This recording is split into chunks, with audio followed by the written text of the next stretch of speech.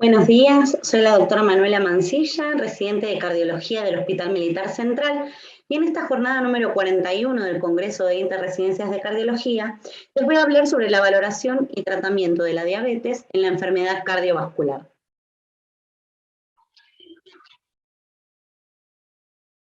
En cuanto a la epidemiología de la diabetes, tomé datos de la Asociación Internacional de Diabetes de los últimos años.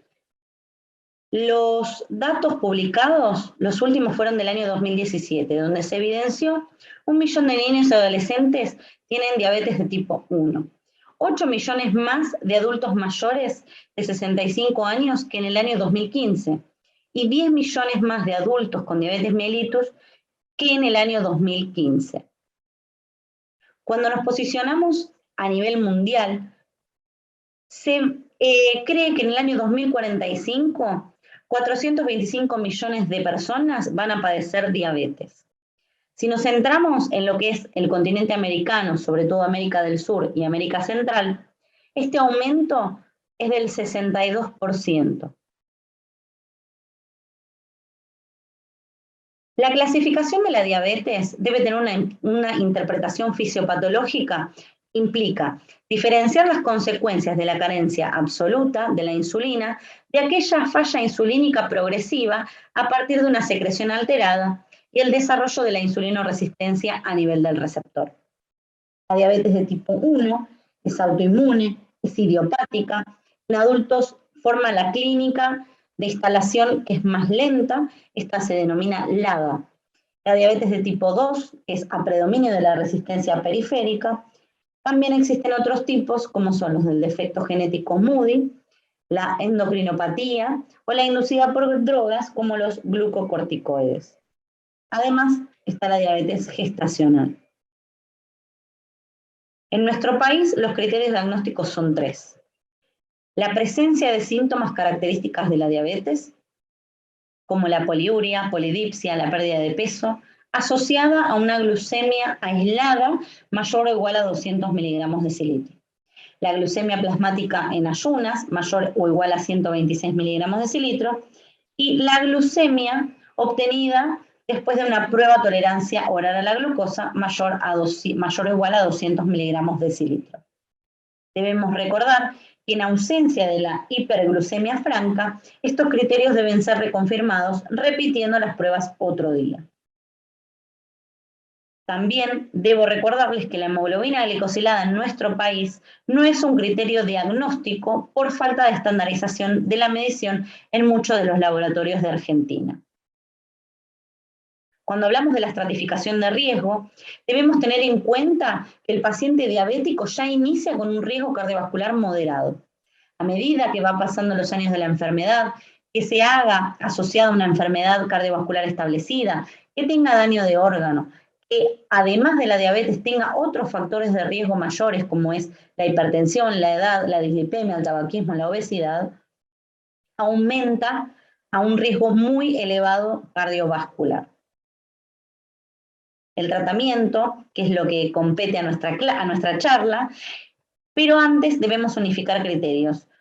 Me basé para unificar criterios en la guía del año 2019 para la asistencia médica de diabetes de la Asociación Americana de Diabetes, el consenso del manejo del paciente con diabetes mellitus y la patología cardiovascular de la Sociedad Argentina de Cardiología, publicada el año pasado, y en las directrices sobre la prevención de enfermedades cardiovasculares en la práctica clínica que se presentó en el último Congreso Europeo.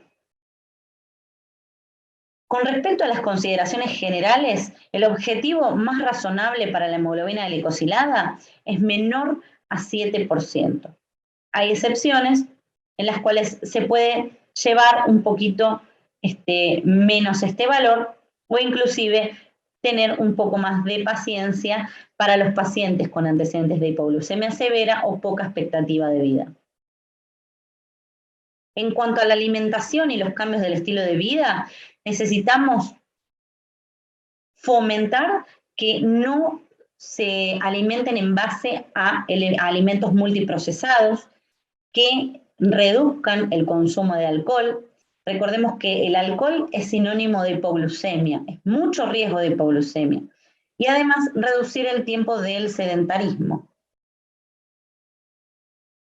A medida que fue pasando el tiempo, los cambios en cuanto al enfoque terapéutico fueron: a principios del siglo XXI se controlaba el síntoma. A medida que fue pasando el tiempo, el control era el control glucémico. Después el control personalizado con el control de síntomas y el control glucémico. Se han realizado miles de estudios hasta que aparecieron los estudios que evidenciaron que el control metabólico podía tener un impacto en la enfermedad cardiovascular. Hay muchas terapias disponibles que además pueden evitar la hipoglucemia y la ganancia del peso. Con un control metabólico adecuado, esto nos puede impactar a nivel cardiovascular. Estos estudios que demostraron la reducción del riesgo son el EMPA-REG, el programa Canvas, el DECLARE, el EMPIRROR, tanto Reduced como Preserve, el REWIND, el LADER, el SUSTAIN y el HARMONY. Todos estos demostraron particularmente la disminución del MACE. Voy a hacer hincapié en estos dos estudios que fueron emblemáticos, tanto el EMPA-REG como el programa Canvas. El EMPA-REG aleatorizó pacientes con empaglifosina y pacientes con placebo, pero el 100% ya tenía enfermedad cardiovascular preestablecida. En cambio, el Canvas, que tenía el lado canaglifosina y el placebo, la población de este estudio, el enrolamiento eran población de prevención primaria y prevención secundaria. Lo importante de estos estudios es que ambos tuvieron una reducción en el MACE, reducción en la mortalidad cardiovascular, reducción en la hospitalización por insuficiencia cardíaca y la mortalidad por todas las causas, siendo la empaglifosina sobre la canaglifosina. En cuanto a esta diapositiva, lo más importante que tenemos que tener en cuenta es evaluar las comorbilidades del paciente, riesgo de hipoglucemia, el peso corporal con el que inicia el tratamiento, los costos, los efectos adversos y las preferencias del paciente. Siempre debemos actuar acorde a los lineamientos que proponen las guías, evaluar las herramientas terapéuticas que tenemos en nuestro país y utilizar las combinaciones actuales y futuras en algún momento. Cuando hablamos de diabetes y enfermedad cardiovascular, hay un estudio publicado en la New England, el estudio Hafner, donde se evidencia que los pacientes con diabetes mellitus, pero que no tenían enfermedad cardiovascular, versus los pacientes sin diabetes con enfermedad cardiovascular, tienen el mismo riesgo de padecer eventos cardiovasculares. Esto quiere decir que el paciente diabético es equivalente a tener enfermedad coronaria previa como una hipótesis de este estudio, que a medida que fueron pasando los años generó mucha controversia, pero también ha demostrado que no estaba tan errado Hafner. ¿Por qué? Porque un paciente diabético de larga evolución, un paciente diabético con una etapa avanzada de enfermedad y con muy mal control glucémico y metabólico, puede tener este equivalente a enfermedad coronaria. No todos los pacientes son iguales, esto debemos tenerlo en cuenta, pero tan errado no estaba. Tenemos que saber que lo primero que aparece en un paciente con insulinoresistencia es la afección macrovascular. Esta afección macrovascular nos va a marcar que estamos en un estado prediabético. A medida que va pasando el tiempo, esta insulinoresistencia aumenta y aumenta la proporción de ácidos grasos libres generando lipotoxicidad. Esta lipotoxicidad aumenta los productos de glicosilación avanzada, que son proteínas y lípidos, estos famosos AGE. Estos famosos AGE se unen a la glucosa de manera no enzimática, que al principio suelen ser reversibles y posteriormente, a medida que pasa el tiempo y la enfermedad avanza, se tornan irreversibles. Estos AGE están modificados estructuralmente, potenciando la enfermedad inflamatoria. modificando el colágeno, contribuyendo a la rigidez y a la disminución de la compliance. Esto genera una progresión de la aterosclerosis por la formación de las células espumosas, y esto mismo va a generar una aterosclerosis grave, diseminada y agresiva. ¿Qué fármacos hiperglucemiantes tenemos para tratar esta entidad? Tenemos los insulinosensibilizadores, como la metformina, que disminuye la producción hepática de la glucosa y aumenta la captación muscular de la misma.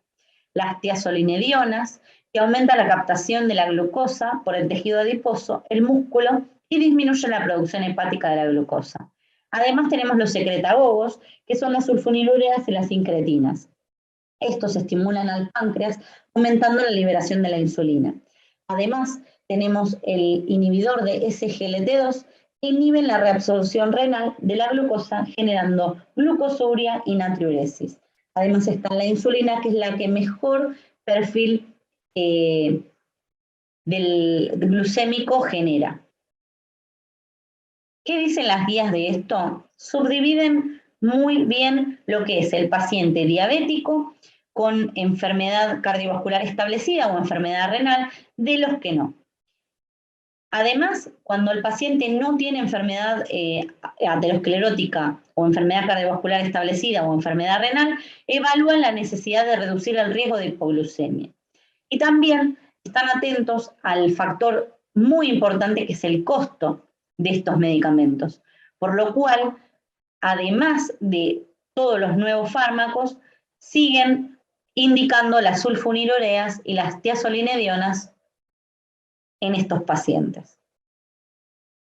No me detengo mucho en esa diapositiva porque esta que estoy mostrando ahora es el manejo de la hiperglucemia en el paciente diabético con enfermedad cardiovascular aterosclerótica, que nos muestra el consenso de la Sociedad Argentina de Cardiología. Además de las modificaciones en el estilo de vida, estos pacientes que inician con una hemoglobina menor a 7 deben sí o sí iniciar con metformina. Pueden hacer monoterapia.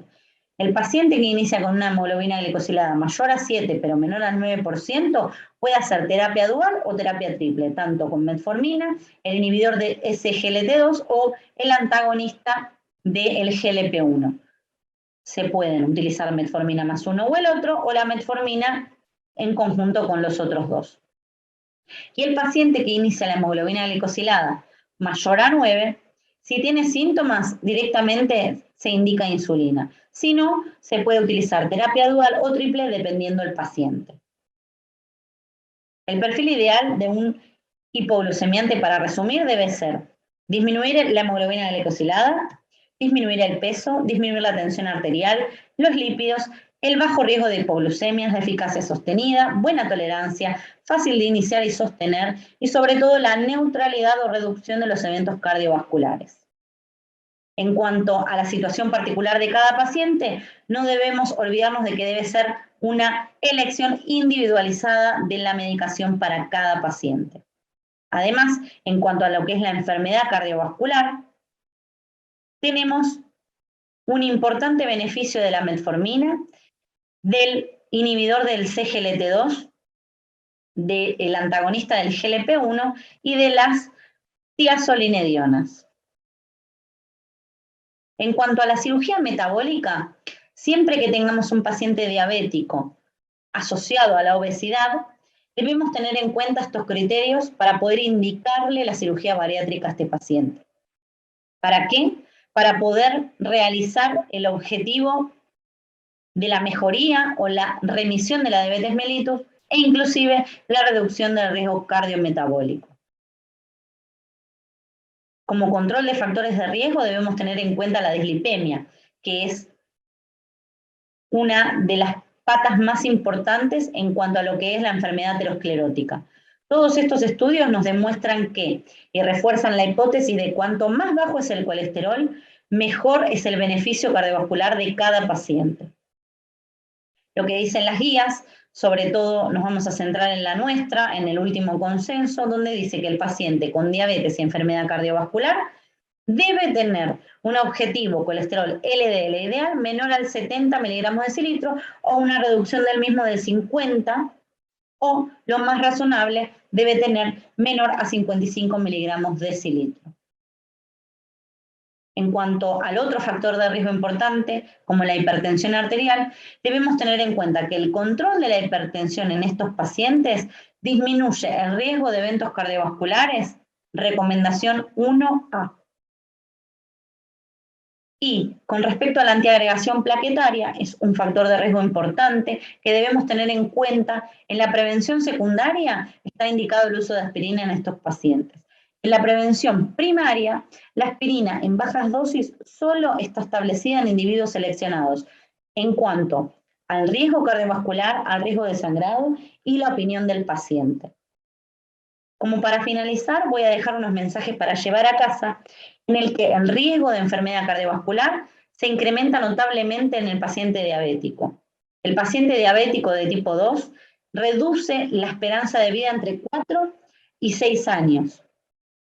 Individualizar siempre el target de acuerdo al riesgo cardiovascular, la edad, la vulnerabilidad del paciente, el control multifactorial intensivo y precoz, y debemos combinar drogas que actúen en diferentes mecanismos. Combinar estas drogas para tener un objetivo de hemoglobina glicosilada. Y el tratamiento debe ser integral en cuanto a las metas de la glucemia, lípidos y la tensión arterial. Muchas gracias por su atención.